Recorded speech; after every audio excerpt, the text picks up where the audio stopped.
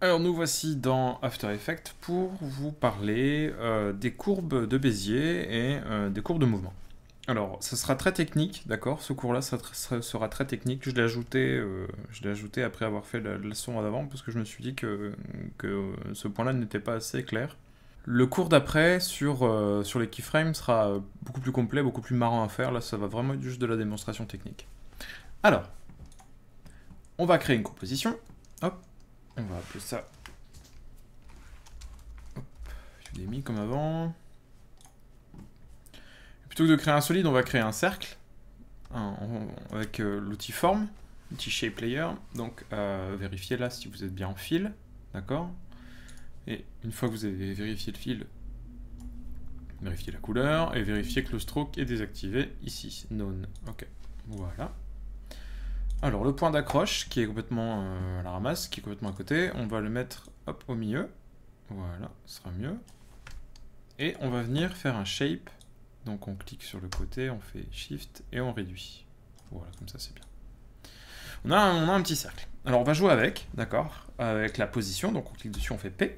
Comme ça on a la position. On va réduire un peu ici parce que 10 secondes c'est un peu beaucoup. D'accord, là c'est 4 secondes, c'est largement assez. Même 2 secondes et 12 frames, c'est très bien.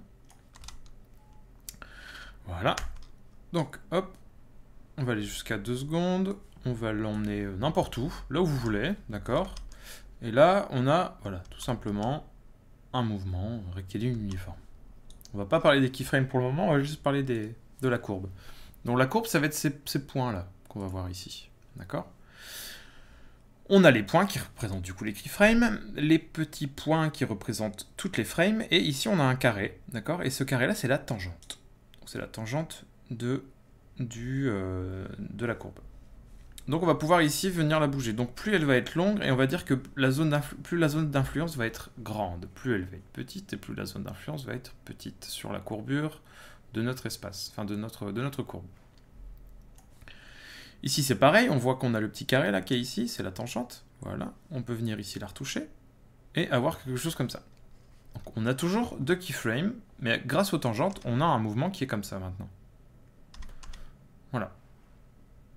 Ça nous simplifie les choses plutôt que d'avoir un keyframe ici. Là, il a là, du coup, on fait keyframe là, une keyframe au milieu, machin. Non, là, voilà, on est tranquille, on n'a que 2 points. C'est beaucoup plus facile à utiliser, ça sera beaucoup plus fluide si jamais on fait un F9 ou si jamais on fait des lissages, etc. Donc là, on a vu qu'on avait des tangentes, ici. Quand on clique sur le keyframe, on peut les voir. On a une tangente. Imaginons qu'ici, voilà, on veut rajouter un point, donc on rajoute un keyframe. On voit qu'il nous a déjà rajouté directement des tangentes qui sont, on va dire, la transposition de ce qu'on avait déjà avant. Hop, du coup on peut retoucher ce point-là pour faire ce genre de choses. Et du coup là, on a ça. Voilà, et on peut retoucher celle-là aussi. On retouche les deux en même temps là, pour le moment. Bon. Imaginons que je veuille faire quelque chose d'assez spécial et que je veuille retoucher seulement une des tangentes pour casser la courbe. D'accord? Parce que là, tout se suit là. On voit bien que la courbe, c'est quand même assez fluide. D'accord? Moi, je veux casser cette fluidité-là pour essayer d'avoir qu'au milieu, ce soit un peu cassé. Donc, ça veut dire que ça va faire un cercle. Et qu'une fois là, tac, ça va partir en ligne droite ou alors dans une autre continuité que la tangente là. Donc, ce qu'on peut faire, c'est qu'on peut prendre l'outil plume, d'accord, Pen Tools, pour venir éditer ici notre tangente. Alors, il est assez capricieux, c'est-à-dire que là, par exemple, j'ai appuyé une fois, quand j'ai le petit triangle, et il m'a édité une fois une seule tangente. Si je reclique pour continuer à éditer ça, voilà ce qu'il va me faire. Hop, il va m'éditer la deuxième à chaque fois. Ça, c'est un peu chiant, d'accord? C'est un peu embêtant. Quand on est au début, on comprend pas trop, c'est un peu embêtant, d'accord?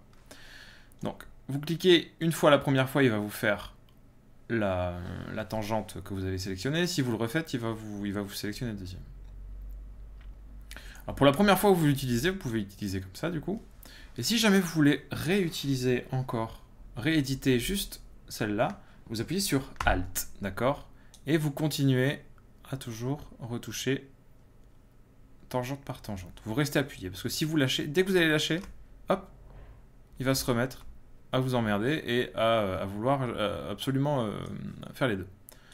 Du coup, on fait Alt, et voilà. Et du coup, là, ce qu'on a, c'est quelque chose qui est beaucoup plus brisé, comme ça. Paf, d'un seul coup, ça change de sens. D'accord, il y a vraiment un break sur l'image, quoi. Et on peut en rajouter autant qu'on veut, d'accord, hop, paf. Oh, hop, Alt.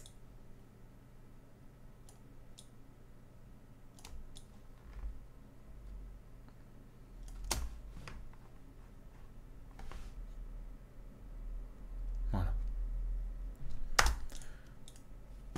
Et vous pouvez éditer et rebouger les points comme vous le sentez. Et les keyframes,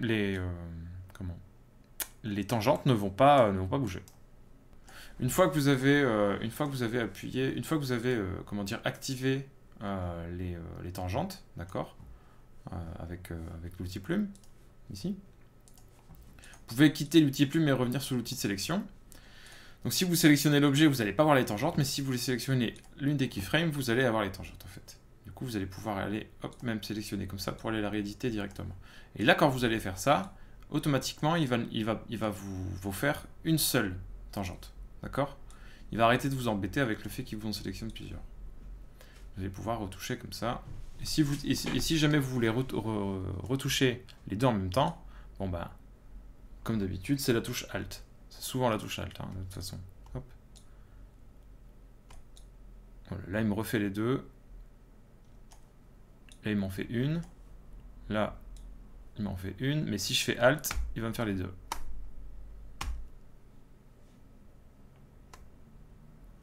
Si je lâche Alt, il m'en refait qu'une. Donc voilà, il faut jouer avec Alt pour essayer de retoucher qu'une seule tangente. Voilà, j'espère que c'est clair pour vous et que vous allez un peu vous amuser avec ça. Parce que dans le prochain exercice, on va vraiment utiliser beaucoup cet outil-là. Et du coup, voilà, au moins vous êtes entraîné à utiliser ce petit micmac avec le Alt et l'outil plume. Voilà. Mais écoutez, à tout de suite dans la vidéo suivante qui sera un peu plus velue. Voilà, à tout de suite.